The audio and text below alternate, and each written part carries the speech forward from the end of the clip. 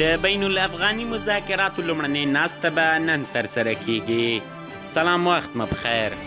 د قطر هیواد پلازمینه دوحه کې د بین الافغاني مذاکراتو د تماس کمیټو دوهمه ناسته هم ترسره شوې او د نن ورځې د ممکنه لومړۍ ناستې په هکله یې په کاري اصولو بحثونه کړي دي. د طالبان د سیاسي دفتر ویان ډاکټر محمد نعیم وردک تېره شپه په خپلې ټویټر پاڼه په دې هکله لیکلي چې د بین الافغاني مذاکراتي ټیمونو د تماس کمیټو د پرون په څېر تېر ماښام هم ګډه ناسته ترسره کړې ده او د تېر په شان یې د راتلونکو کاري اصولو او مهالویش په تړاو بحثونو ترڅنګ د عمومي غونډې چې نن د سې شنبې په ورځ ترسره کیږي هوکړه کړې ده.